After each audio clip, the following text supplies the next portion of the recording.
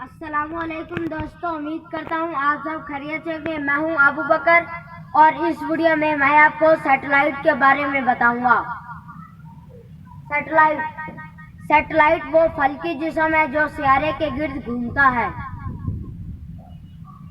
यह दो तरह का होता है, आर्टिफिशियल सैटेलाइट और नेचुरल सैटेलाइट। आर्टिफिशियल सैटेलाइट, जो सैटेलाइट इंसानों ने बनाए हैं उन्हें आर्टिफिशियल सैटेलाइट कहा जाता है, यानी मसनूई सैटेलाइट। नेचुरल सैटेलाइट, जो सैटेलाइट कुदरत में पाए जाते हैं उन्हें नेचुरल सैटेलाइट कहा जाता है। मिसाल के तौर पर एस्ट्रॉयड, मीटरॉयड, कॉमेट्स और चांद वगैरह, ये नेचुरल सैटेलाइट्स हैं। दोस्तों, 1957 में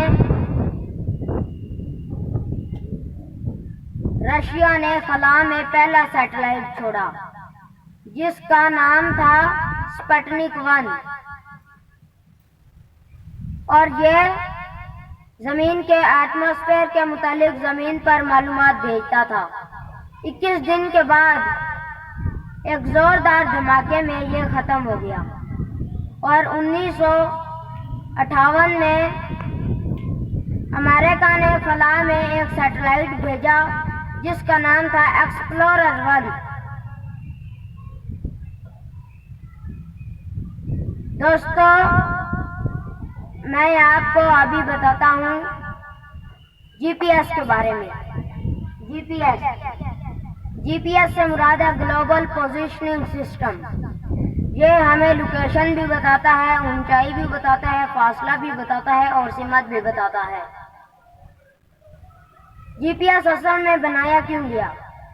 ये अपने दिफा के लिए दिफाई डिपार्टमेंट की तरफ से बनाया गया।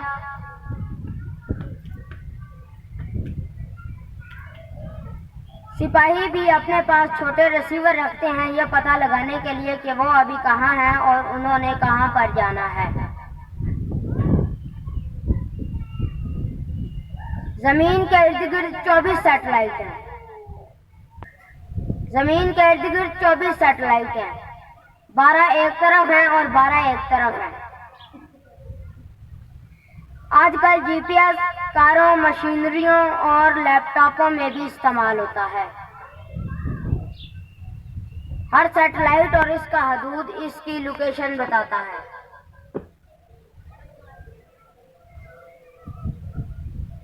दोस्तों, ये मैंने आपको जीपीएस के बारे में बताया है।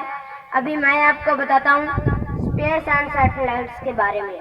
स्पेस यानी खला। खला में क्या है? दोस्तों, खला में हमारे पास बहुत कुछ है। मिसाल के तौर पर जमीन, चांद और सैयारे।